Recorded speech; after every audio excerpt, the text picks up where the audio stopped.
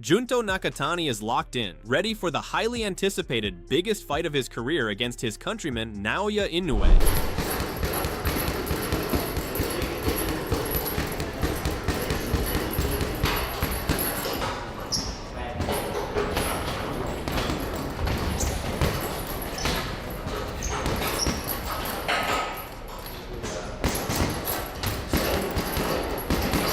Junto Nakatani, showing crisp form in his open workout, looked sharp and precise on the pads. His timing and speed pointed to strong preparation just days before the fight.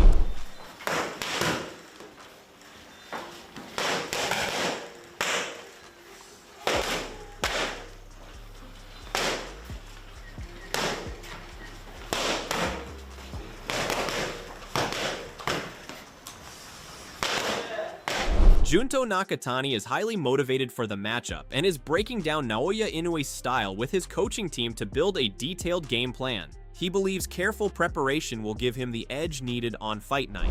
You two are now both in the same division. He has all of the world titles. Are you now starting to study a lot more of his fights as a potential opponent?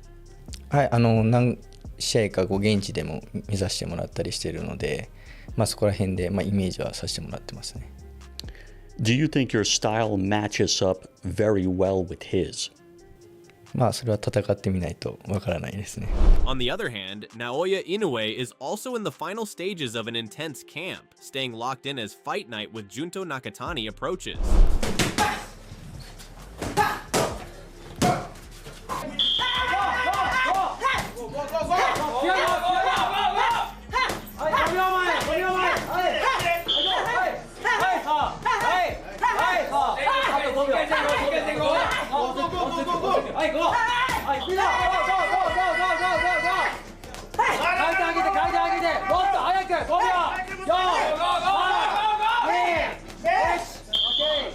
Naoya Inoue, putting his final touches in camp, displayed sharp pad work before his May Seth fight. His combinations came fast and accurate, showing explosive power and tight timing.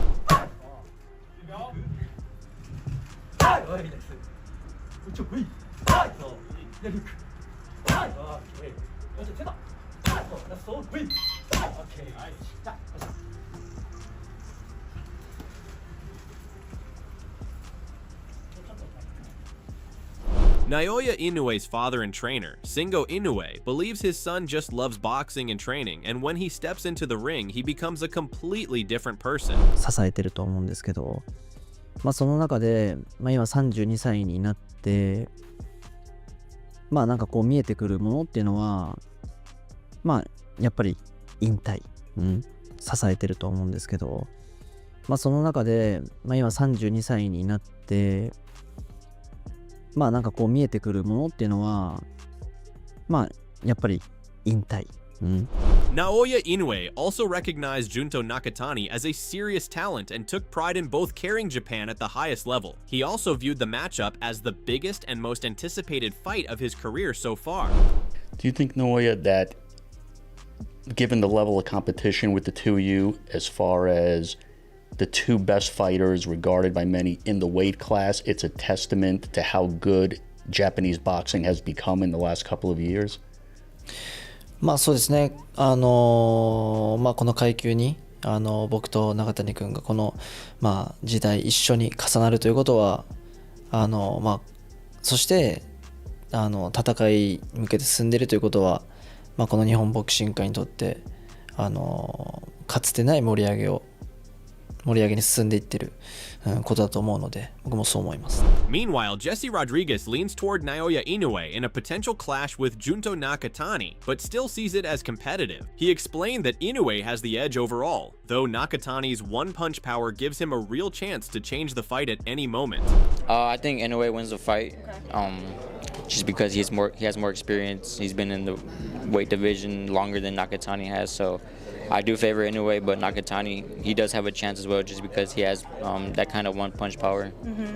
Maybe that could be the big fight in your hometown, right? Yeah, hopefully. If not, I don't mind going to Japan either. I love going to Japan. I love That would spending. be cool. Yeah, I love spending time there. So Oh, so you have traveled there before? yeah, I've been there plenty of times. But like I said, either San Antonio or Japan. I don't care where it's at. Chris Algieri believes Naoya Inoue will fight aggressively against Junto Nakatani instead of boxing safely. He expects a risky, high-paced fight where Inoue could get clipped early but respond strongly, though he warns that this style could also suit Nakatani. So is he going to fight with more reservation that we've seen in the last 24 rounds? Or is he going to play to the crowd and play to that Japanese warrior spirit and try to go in there and drop Nakatani, which could play right into Junto's hands? I think he's going to go for it. I baby. don't think he's going to play it safe, like the way he did with MJ on Padali, where he outboxed him. I think that he is going to go for it. I think we could have a situation like the Luis Neri fight. We could have such a situation like the Ramon Cardenas fight, where he gets caught early and has to battle back and roars back looking to end you. But again, that, like you said perfectly, that could play into Nakatani's hands. Chris Algieri contrasts Junto Nakatani as calm and calculated with Naoya Inoue, who he sees as more fiery and aggressive. He calls it an intriguing matchup with many possible outcomes. Algieri ultimately feels Inoue's national pride will push him into a more aggressive fight approach. Nakatani strikes me as almost being more cool and calm and calculated than Inoue. Inoue is fiery in the way that he goes about his business. So very interesting dichotomy of these two. You know, the matchup is juicy. This is a good fight. This is a good fight. And there's a lot of ways it can go, but I think Inoue's national pride is going to get the best of him, and he's going to go for it. So that could be the end of him. Could because be. we've talked about this numerous or times. it It's could like be. Chris Algieri praised Junto Nakatani for his dangerous rear left hand, calling it a key weapon in his arsenal. He explained that Nakatani mixes the punch well, landing it over the top, straight down the middle, and to the body with real effect. Algieri added that this versatility makes him a serious threat and sees the matchup as a very compelling fight. Luis Neres can is he a land southpaw, something? and he throws Who? that rear hand, and that rear hand of Nakatani, that thing is poison. He can crack with that left hand, and he varies it up really well. He can throw it over the top, he can throw it straight, he throws it down to the body really well. Nakatani is very dangerous, and that left hand is his key power punch. And yeah, this is a juicy one, like you said. Meanwhile, Max Kellerman also broke down the long-anticipated showdown between Naoya Inoue and Junto Nakatani set for May 2nd. He framed it as a major clash between two elite Japanese stars at the peak of their powers. It's going to be on very early morning in the U.S. This fight's in Japan. But just this morning, they announced, Max, this is a sold-out fight at the Tokyo Dome. They're going to have 55,000 plus. Unsurprising. This is the biggest fight in Japanese history between two, elite Japanese fighters. So you think it's a 55-45, and I can imagine a scenario if it's a legitimately great fight. Max Kellerman favored Naoya Inoue due to his current run, but stressed that Junto Nakatani is being underestimated. Malik Scott pushed back on the odds, suggesting the matchup is far tighter and highlighting Nakatani's stronger opposition. The number 2 pound-for-pound fighter in all the world, the monster, Naoya Inoue, takes on number 6 Junto Nakatani at the Tokyo Dome in Japan. Now, guys, ordinarily when you have a clash of top 10 pound-for-pounders, there's a lot of buildup. But this one feels as though, at least from where we're sitting in LA, that it's flown a bit under the radar. Now, in the first place, it's two tiny division fighters, right? Once you get below lightweight, especially featherweight, the American public has a tendency anyway to think, well, they're kind of tiny guys and be a little less interested. They're both Japanese fighters, and so the fight's taking place halfway around the world from here, and they haven't been marketed in this country the way they've been marketed in Japan for obvious reasons. And also, Inoue is about a 3-1 favorite, so it's not considered a 50-50 fight. Malik Scott picked Junto Nakatani and pushed back against the idea that he is clearly behind in the matchup. He pointed to Nakatani's sharp skills and steady work rate, saying fighters with that kind of style are always dangerous. Inoue looked better than Nakatani last time out. Nakatani really struggled. Inoue would be the favorite anyway, but Malik, could there be shades of Tyson Holyfield here where the underdog is being slept on? agree with a lot of you said, Max, but what I'm really not big on is I just don't see Junto as that big of an underdog. Numbers wise, he may be, but skill wise. And you said something else that went to my mind both of their last times out, Inoue looked more impressive. But if we're talking about who fought the better opposition, I would say Nakatani fought the tougher guy. Inoue, he fought, I believe it was Picasso. That fight was a good fight, and Picasso did good things, but I thought Nakatani did very good in that way. Max added that beyond stylistic matchups, Junto Nakatani possesses standout athletic gifts. He highlighted Nakatani's quick reactions, sharp speed, and real punching power, saying those explosive traits make him unusually difficult for any opponent to solve. And I also think, I just won't be surprised. And as you all know, I already have. I'm going with Junto as the favorite in this, as far as my personal. So it won't be a big upset to me. I can't see someone with his type of technically sound game, with his system, with his work rate. I just don't see guys like that ever as an underdog in any type of fight they're in. Mike, so, okay, that's big. Malik is saying he actually likes Junto. He'd be his favorite in this fight, not the 3-1 underdog. Backing up Max Kellerman, Mike Coppinger also viewed the contest as much tighter than the betting lines suggest, while still giving a slight edge to Naoya Inoue. He added that Junto Nakatani looks sharper and more prepared after a difficult recent fight, which keeps the matchup highly competitive. Like Junto in this fight, and I know you are a big Junto Nakatani guy, what do you think? I'm with Malik, Max. I think this is much closer to a 55-45 fight, maybe in favor of Inoue. And look, Inoue is he's a future Hall of Famer, first ballot. He's an all-time great, so he deserves that respect. And I was ringside on the call for those two fights in December in Riyadh. And like Malik said, that was a really tough style. Nakatani, Sebastian Hernandez, pressure style, Mexican, first fight at 122. So to me, I felt more encouraged going into this fight instead of less. And I just think maybe it's flying under the radar because it's going to be on very early morning in the U.S. This fight's in Japan. But just this morning, they announced, Max, this is a sold-out fight at the Tokyo Dome. They're going to have 55,000 plus. Unsurprising. This is the biggest fight in Japanese history between two, elite Japanese fighters. Andrew Maloney backed Naoya Inoue based on his explosive style, drawing from his own experience of facing Junto Nakatani in a 12-round title fight. He acknowledged Nakatani's size, speed, and punching ability, but felt Inoue's footwork and power would decide the outcome. Andrew Maloney said, "The big difference between the two fighters is how explosive Inoue is. Inoue's explosiveness and foot speed will be the edge, closing the distance and letting go of those dynamite punches. I think Inoue wins this fight, and I can't wait to watch it unfold." Meanwhile, Lance Pugmire called the matchup a huge event and noted that Junto Nakatani's last performance fell short of his best level, though he suggested there were clear reasons behind it. He argued that a single fight does not define a fighter's true ability, especially with a bout of this scale coming up. This is a huge event, massive event. And regardless of how Nakatani didn't look spectacular in his last fight, there's some reasons for that also, right? Yeah, absolutely. As you're talking about a guy that he took on in Sebastian Hernandez, is a tough hombre. Rudy Hernandez talks about it, I believe, in this interview where he says, we had some information that Sebastian Hernandez was over there in Japan and actually was brought in to spar with Naoya Inoue for less than a week. He was just a lot for Inoue to deal with, and he only lasted a week. He according to Rudy Hernandez, they basically sent him out. Now, is that spin? I don't know, but that's what Rudy Hernandez says, and we did see that Hernandez gave Nakatani such a tough time in Saudi Arabia. Lance Pugmire is quite excited about Naoya Inoue versus Junto Nakatani, calling it a historic matchup and possibly the biggest fight in Japanese boxing history. He also feels Nakatani's last performance wasn't his best, but doesn't change how dangerous he is heading into this clash.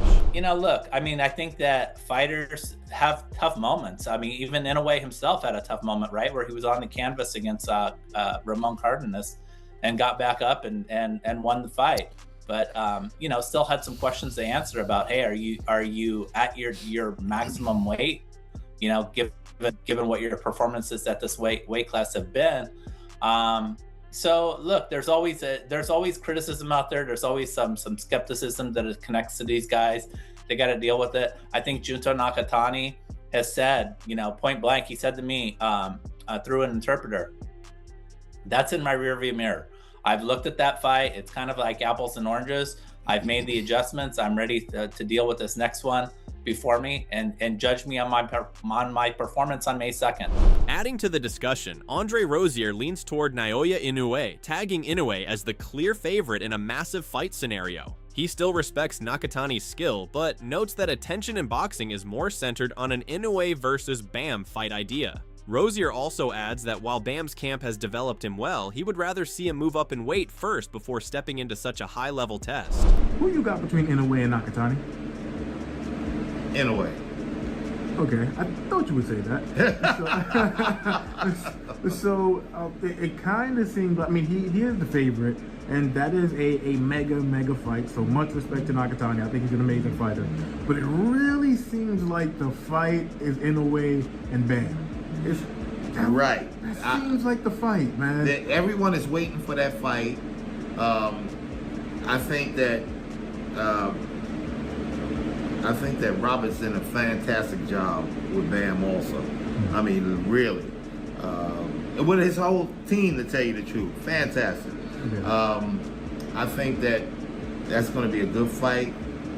I'd like to see Bam acclimate to a new weight class first instead of jumping right into that fire, because that is real fire there. Meanwhile, Teddy Atlas sees Junto Nakatani as a potential disruptor in the division while still backing Naoya Inoue overall. He cautions that the matchup demands full respect and shouldn't be rushed into lightly. Atlas adds that Nakatani has the skill and sharpness to completely flip the division if everything aligns at the right moment. If anyone could upset the apple cart, I think it would be Nakatani. I don't think Inoue and his people should. I'm not saying they shouldn't fight him at the right time, but that's the kind of fight you don't jump, because that could upset the apple cart. He's that good. I'm not saying he beats Inoue. I ain't going against Inoue, but I'm saying that that's a big risk. Teddy Atlas described Junto Nakatani as a tall, rangy fighter who stays in charge by controlling range and tempo from the outside. He said Nakatani makes opponents work hard just to get close, then meets them with sharp counters as they come in. Atlas added that his timing and spacing would keep him composed and make it tough for anyone to consistently pressure him. Nakatani is a guy who makes really most of his living on the outside, bud, where he controls range, he makes you take chances, he counters he's a good puncher, he's technically solid, he makes you take chances, he counters you, he doesn't let you get close. You know, he makes you go through a bad neighborhood and then he mugs you. That's what Nakatani does. That's when he's at his best. Robert Garcia agreed with Teddy Atlas's view and warned that Naoya Inoue cannot overlook Junto Nakatani in this matchup. He described Nakatani as a strong puncher with the tools to keep the fight competitive from start to finish. Garcia also pointed out Inoue has been dropped before, but said those past opponents did not bring the same level of danger. Even with that, he still favored Inoue in a close, high-level contest. When Inoue has a challenge against Nakatani, people might be counting him out. Nakatani is a very dangerous fighter, man. His style is one of those tough, strong fighters that has tremendous power. It's going to be I think Nakatani's going to put up a great fight. He's got great power. Inoue's been dropped a couple times. I don't think the fighters that Inoue has been dropped are as good or have the power that Nakatani has. You know, Nakatani's a solid guy, man, and he's gonna put up a good fight. I still pick Inoue, yes, but it's gonna be a really good fight. I think that's gonna be a great fight. Furthermore, Timothy Bradley Jr. considers Junto Nakatani a serious threat to Naoya Inoue because of his skill level and physical advantages. He adds that with the right game plan, Nakatani could realistically pull off a major upset. I believe that Nakatani has the possibility or has the ability to beat Naoya Inoue.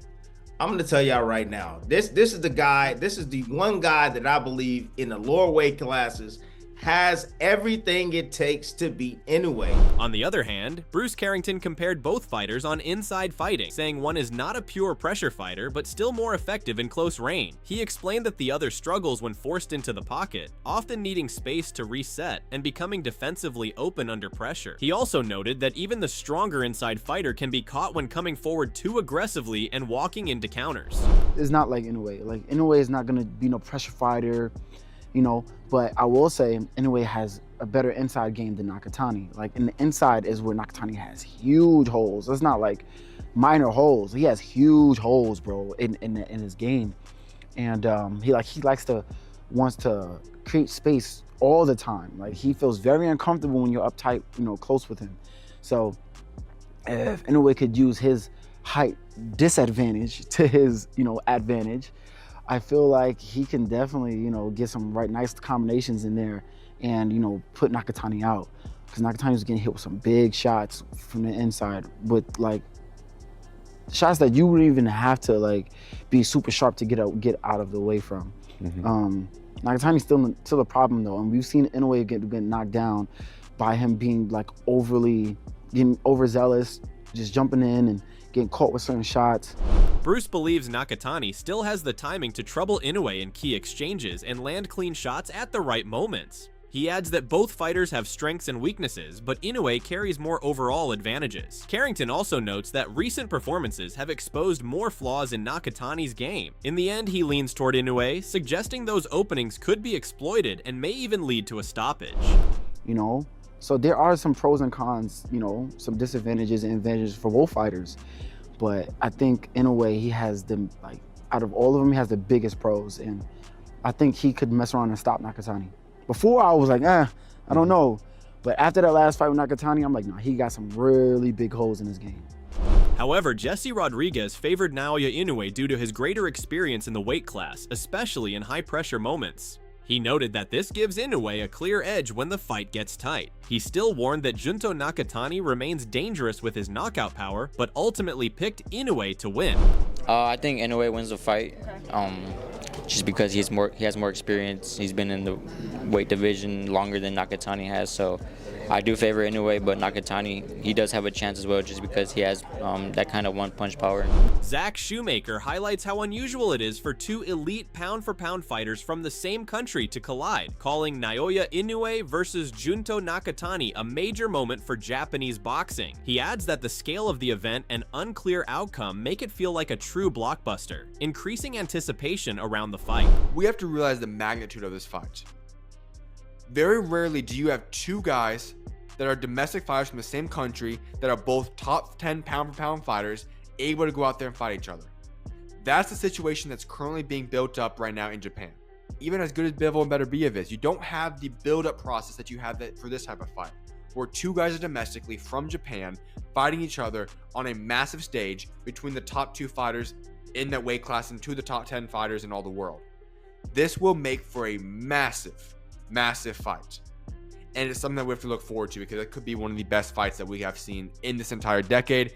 It could go down one of the best ever. So those type of situations where you're talking about two top 10 guys, you don't know what could happen, but it could be for an incredible fight.